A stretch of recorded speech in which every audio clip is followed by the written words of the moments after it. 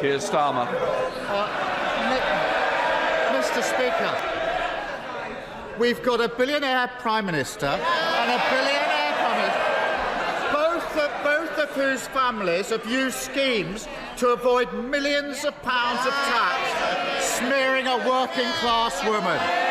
Breaking, utter silence fell across the House of Commons. Keir Starmer's face, pale and trembling, betrayed the unravelling of everything he had built. Then, like a thunderclap, came the name that shattered Westminster: Nigel Farage.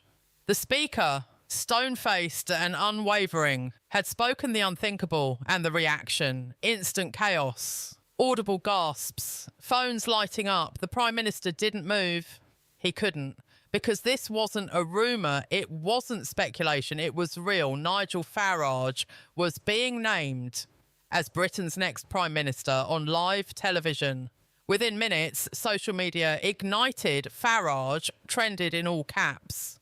Footage of Starmer's glassy-eyed collapse spread like wildfire. Commentators screamed, the public rioted, some cheered, others wept. Was this a revolution or a coup? Inside the corridors of power, panic metastasised. Ministers vanished. Civil servants locked doors. The King was informed within the hour. A seismic shift had begun, not just in politics, but in the very soul of Britain. This wasn't just a power change, it was a reckoning. And it all started with a secret meeting. The official story had always been clear. Keir Starmer would lead Labour into the next election, restore order after the Tory implosion, and bring Britain back from the edge. At least that was the fantasy. Behind closed doors, however, the truth was festering. Starmer's control was splintering. Discontent brewed in silence. MPs whispering in corridors. Party whips losing grip. Allies retreating. But no one expected it to erupt like this. It began with a confidential vote. One not even reported in mainstream media, a parliamentary motion buried in procedural jargon, but it was no ordinary motion. This was a referendum hidden in plain sight, a challenge to the legitimacy of the sitting Prime Minister, a call for emergency reconfiguration of executive leadership, supposedly triggered by national security concerns. What the public didn't know, the motion passed quietly, decisively. And with it, Keir Starmer's authority was nullified without a single headline. Who orchestrated it? Leaks now point to a faction of backbenchers, cross-party and furious, who'd grown disillusioned with the centre-left drift, the stagnation, the compromises. They wanted strength, certainty, and they found it in the most controversial name in modern British politics. Nigel Farage, long mocked by the establishment as a sideshow populist, had been quietly building power. Meetings in Mayfair, dinners with donors, whispers in think tanks. While Labour obsessed over optics and policy revisions, Farage positioned himself as a saviour of the silent majority, no longer the Brexit caricature. Now a vessel of raw anti-elite rage. So when the Speaker of the House was handed the vote results, documented, signed and binding, protocol demanded action, and in that moment, live on national television, the mask of control slipped. The Speaker didn't hesitate. In accordance with Standing Order 67B and the result of the extraordinary resolution passed by the House, he said, voice unshaking, I hereby acknowledge Mr. Nigel Farage as Prime Minister in waiting, effective immediately pending royal assent. The chamber erupted. Keir Starmer, caught mid-response to a question on trade, froze. His hands clutched the dispatch box like a man bracing for an earthquake. And then, visibly, he buckled. His voice faltered. Aides moved toward him, but paused. The cameras didn't. They stayed locked on his expression. Equal parts disbelief, humiliation, and moral collapse. It wasn't just his career ending, it was the implosion of his promise to the nation. Outside Parliament, the reaction was biblical. Supporters of Farage poured into the streets. We've taken back Britain. Again. Banners appeared within hours. Flares lit the night sky. Flags waved from windows. But there was no unity in celebration. Counter-protests formed immediately. Students, activists, union leaders gathered in fury. "This is not democracy," they shouted. "This is a hijacking." The police formed barricades around Downing Street Parliament Square, transformed into a pressure cooker of rage and revelation. The media scrambled. Some anchors refused to speak. Others broke into tears live on air. The BC's emergency panel descended into shouting matches. One former Tory minister, now a pundit, declared, "The old order is finished. Britain is not the same nation tonight." And through it all, Nigel Farage remained silent. For 12 hours, the man at the centre of it all vanished. No statements, no tweets, no press conferences. Rumours flew. Was he negotiating with the palace, meeting with My Five? Or was he letting the chaos breathe, watching the nation crumble before stepping in as the solution? Keir Starmer, meanwhile, was transported from Westminster under security escort. Sources say he wept in private. By dawn, Britain was no longer a kingdom of calm tradition. It was a nation suspended in constitutional limbo. No word from Buckingham Palace, no formal rejection of the Speaker's statement, no royal clarification, just silence. And that silence was louder than any denial. Inside the palace walls, something was happening. Something unprecedented. Something not seen since the days of abdication and royal crisis. The monarchy. Once the last firewall between order and chaos, now stood paralysed. Would the king approve Nigel Farage, a man who had spent years mocking the royal establishment, as the next Prime Minister of the United Kingdom?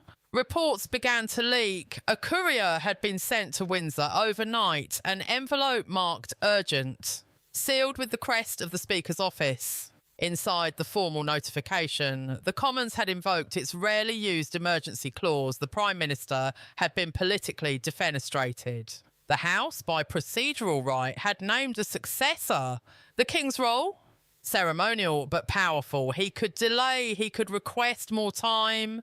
He could refuse, even. But in doing so, he would step out of his historically apolitical shadow and into the inferno of British politics. A place no monarch had dared tread since the days of George VI. The king, sources claimed, did not sleep. By mid-morning, his closest advisers were already split. One camp urged formality, honour the procedure, uphold the system. Another warned of catastrophe. Farage is not a constitutional figure, one courtier allegedly whispered. He is a revolutionary type. But revolutions do not wait for tradition to catch up. The public was already reacting. Polls showed a 50-50 split, one half jubilant, the other in outright rebellion. Cities across the north erupted into impromptu rallies, chanting Farage's name as if he were a liberator. In Bristol, students took over the town square, waving EU flags and crying foul.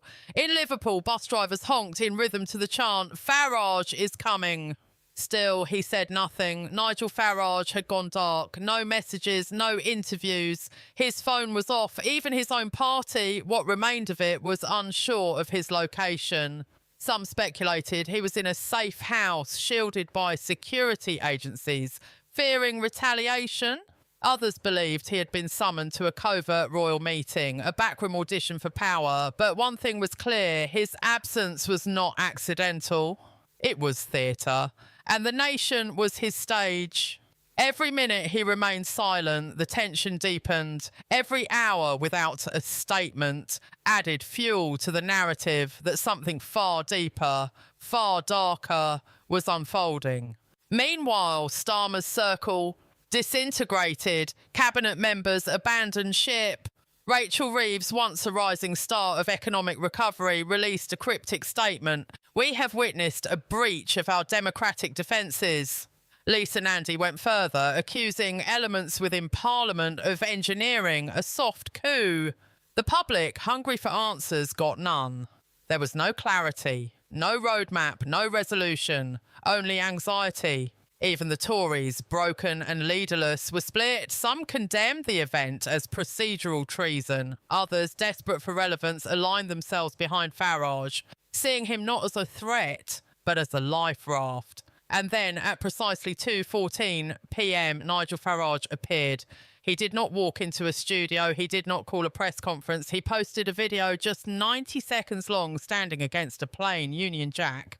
Dressed in his signature pinstripe suit, he spoke quietly. The people of this nation have waited long enough. The establishment has failed. The parties have failed. The rules have failed. But I will not fail you. I accept the House's call. And if His Majesty grants assent, I will serve. The screen faded to black. That was it. No fanfare, no slogans, just certainty. And it was enough. Social media imploded. Supporters hailed it as Churchillian. Opponents branded it. Fascist commentators were speechless. For the first time in living memory, a man who had never held a parliamentary seat had been named Prime Minister by the highest authority in the Commons, supported by a faction invisible until now and recognised, however tentatively, by silence from the Crown. Within the hour, the King released a single-line statement. His Majesty is reviewing the situation with urgency and seriousness. No rejection, no rebuke, just review.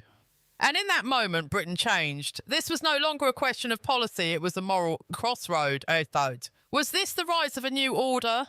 One born of national frustration, of post-Brexit fatigue, of institutional collapse? Or was it the slow-motion fall of everything that defined British democracy? The people were split, not along party lines, but along moral ones, right versus wrong, patriotism versus populism, law versus will. And the streets reflected that divide. In London, Parliament was encircled by protesters from both sides. Scuffles broke out. Sirens rang through Westminster. As midnight drew near on the day Britain stood still, the weight of history pressed down like a storm over Whitehall. In every pub, living room and street corner across the country, there was only one question on every lip. Would the King say yes? Would His Majesty Charles III affix the royal assent to one of the most radical shifts in British political history? Would he confirm Nigel Farage as Prime Minister of the United Kingdom, not through election, not through party mandate, but through constitutional emergency? Inside the palace, the temperature had dropped. Figuratively and literally, a war room had been established.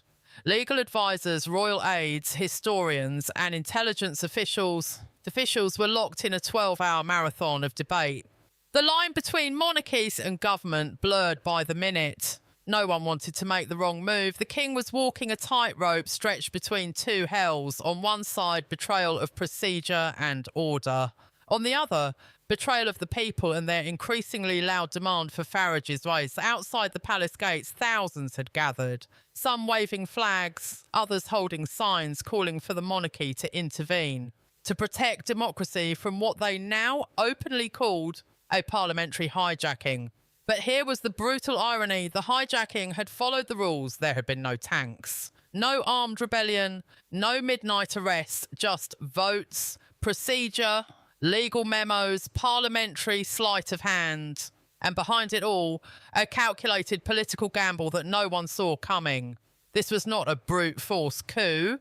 It was a velvet revolution sharpened by law and cloaked in legitimacy. And as that reality sank in, the country's institutions began to fracture. The civil service issued a quiet warning to all departments: prepare for administrative transition. The Metropolitan Police, sensing unrest, activated contingency protocols usually reserved for royal deaths or terrorist incidents. The Bank of England issued a late-night bulletin reassuring financial stability. It didn't work. The pound plunged. The FTSE spiralled. Global markets reacted in real time to a question they couldn't answer. Was this still Britain? Meanwhile, Keir Starmer remained invisible. Rumours suggested he had been escorted to Balmoral under guard.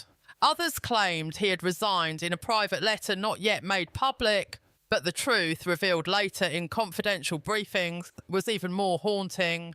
Starmer was in isolation, both physical and psychological. Insiders say he refused to eat, to speak, to even read the briefings being handed to him. His world had collapsed, not in defeat, but in betrayal. He hadn't lost an election. He hadn't been voted out. He had been erased. Quietly, methodically, legally, the system he believed in had consumed him and left no trace. And Nigel Farage. He emerged again just once at 7:44 p.m, walking alone through the gates of Buckingham Palace. No entourage, no media, no crowd control, just him. A single man, coat buttoned, eyes forward, walking as though summoned by destiny. The world froze. Images of his entrance ricocheted across every screen in the country. People wept. People screamed. In some homes, glasses were raised. In others, smashed. The nation watched, breathless, as those grand iron gates closed behind him. What followed inside would remain classified for days. But fragments leaked. Farage, standing before the king, offered no apology, no grovelling respect. Just a simple proposition. The country is broken. Let me fix it. The king, according to insiders, remained silent for minutes. Then he stood, looked Farage in the eye and said only 2 words. For Britain. That was all it took. At 10:09 p.m, the royal household released a 2-line communique. His Majesty the King has acknowledged the resolution of the House of Commons. Nigel Farage has been asked to form a government. The nation did not react with applause. It did not react with panic. It reacted with something far deeper, awe. As if something sacred had just been shattered and something ancient had just been reborn. The monarchy had spoken, the Speaker had spoken, the will of the elected representatives had prevailed, and Nigel Farage was now Prime Minister. But this was not a conclusion, it was an ignition. Within hours, resignations flooded Parliament. Labour's left wing declared mass defection. The Liberal Democrats condemned the entire process as a betrayal of parliamentary democracy. Legal challenges were filed. Scotland's First Minister announced an emergency referendum on independence, citing an authoritarian crisis in Westminster. Northern Ireland suspended cross-party talks. Wales demanded constitutional guarantees. The United Kingdom itself began to tremble because the truth was finally undeniable. This was not just a change of leader. It was a revolution wearing a tie. By dawn, Britain was no longer a kingdom of calm tradition. It was a nation suspended in constitutional limbo. No word from Buckingham Palace, no formal rejection of the Speaker's statement, no royal clarification, just silence. And that silence was louder than any denial. Inside the palace walls, something was happening. Something unprecedented. Something not seen since the days of abdication and royal crisis. The monarchy. Once the last firewall between order and chaos, now stood paralysed. Would the king approve Nigel Farage, a man who had spent years mocking the royal establishment, as the next Prime Minister of the United Kingdom? Reports began to leak. A courier had been sent to Windsor overnight, an envelope marked urgent, sealed with the crest of the Speaker's office. Inside the formal notification, the Commons had invoked its rarely used emergency clause. The Prime Minister had been politically defenestrated. The House, by procedural right, had named a successor. The King's role? Ceremonial but powerful. He could delay, he could request more time. He could refuse, even. But in doing so, he would step out of his historically apolitical shadow and into the inferno of British politics. A place no monarch had dared tread since the days of George VI.